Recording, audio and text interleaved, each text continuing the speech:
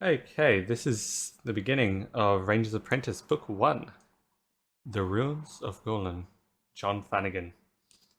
This is the first book that I'm going to be trying to narrate.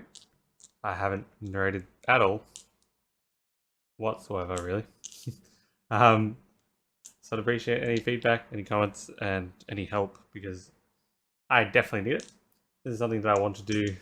So the music's quite dramatic for this intro. Let me just turn that down. Okay. I'm going to be fiddling with things. I'm using programs that I haven't necessarily, used before. I've played around with them, set them up a little bit. But yeah, we'll see how this goes. Obviously, I'm not going to put any marketing on any of this stuff, even though it doesn't really need to be said because I'd probably be the only one listening, but still. I'll be putting this all off on YouTube, and yeah, I hope everyone who's listening enjoys it and can give me some good tips. I will definitely have them welcome. I'm going to be stuffing up some, uh, words here and there. I'm just going to keep this not at a professional level, of course. I've done a bit of research into what you actually need to do, and I was like, you know what? I want to learn just the start of it before going in and just seeing if I enjoy it and seeing how much I can do and uploading that and then moving on from there. Um, so yeah, if you do again have any feedback or help, let me know. We'll probably just jump right into it. I'll just make sure I have my water because my throat will get sore. Also, I hope you didn't hear me gulp, but still setting up the mic and stuff. All right, let's jump right into it. We won't bother doing a synopsis. So let's just do the first little bit, and yeah. The Ranger's Apprentice, Book 1, Prologue.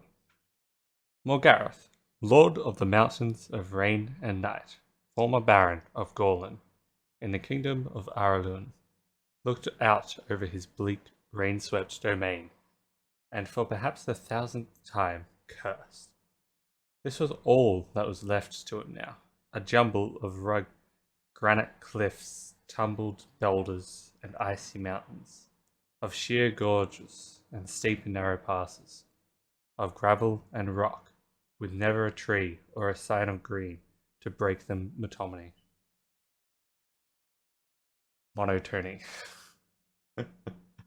So,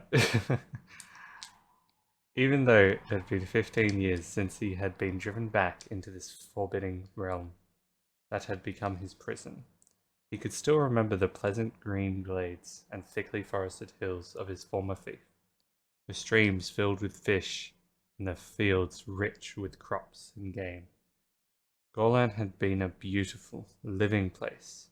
The mountains of rain and night were dead and desolate. A platoon of wargles was drilling in the castle yard below him. Morgareth watched them for a few seconds, listening to the guttural rhythmic chant that accompanied their movements. They were stocky, misshapen beings, with features that were halfway human, but with a long, brutish muzzle and fangs like a bear or a large dog. Avoiding all contact with humans, the Woggles had lived and bred in these remote mountains since ancient times. No one in living memory had ever set eyes upon one, but rumors and legends had persisted of a savage tribe of semi-intelligent beasts in the mountains. Morgareth, planning a revolt against the kingdom of Arlen, had left Gorlan Faith to seek them out. If such creatures had existed, they would give him an edge in the war that was to come. It took him months, but he eventually found them.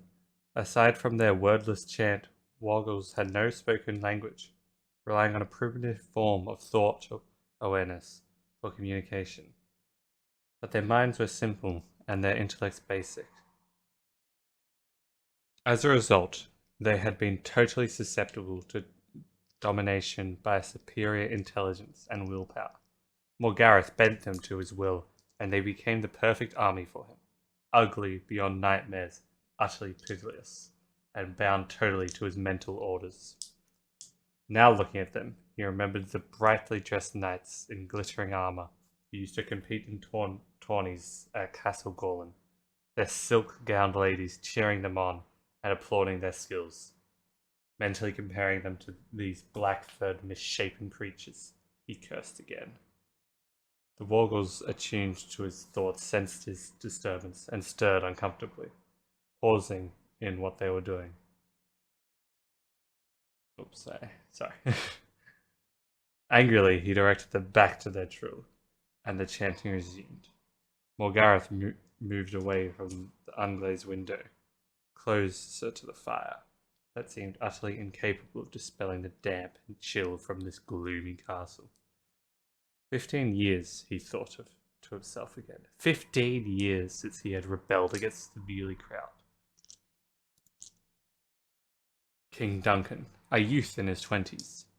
He had planned it all carefully as the old king's sickness progressed, banking on the indecision and confusion that would follow his death to split the other barons and give Morgareth his opportunity to seize the throne. Secretly, he had trained his army of Wargles, massing them up here in the mountains, ready for the moment to strike.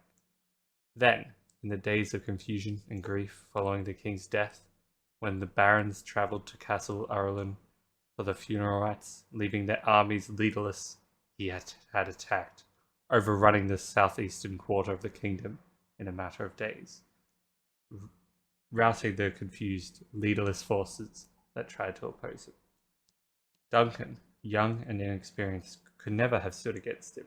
The kingdom was for the taking. The throne was his for the asking.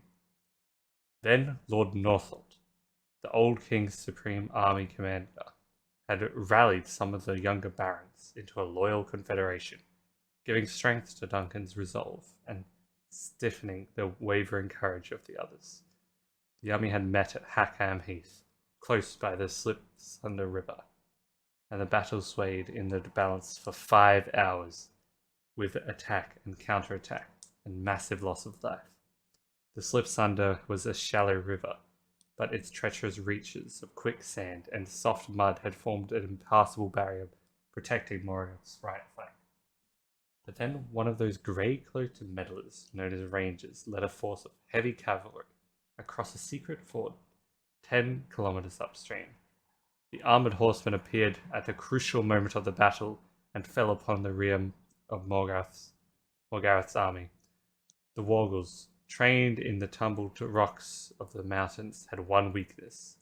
They feared horses and could never stand against such a surprise cavalry attack.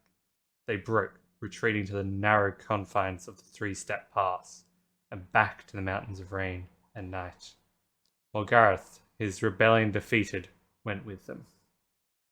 And here he had been, exiled these 15 years, waiting, plotting, hating the man who'd done this to him. Now he thought it was time for his revenge. His spies told him the kingdom had grown slack and complacent, and his presence here was all but forgotten.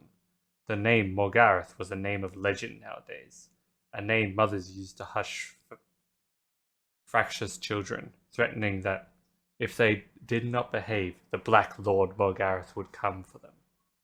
The time was right. Once again, he would lead his Wargles into an attack, but this time he would have allies, and this time he would sow the ground with uncertainty and confusion beforehand. This time, none of those who conspired against him previously would be left alive to aid King Duncan. For the Wargles were not the only ancient terrifying creatures he had found in these somber mountains. He had two other allies, even more fearsome and dreadful beasts, known as the Kalakala. The time was ripe to unleash them. There we go, that's the prologue.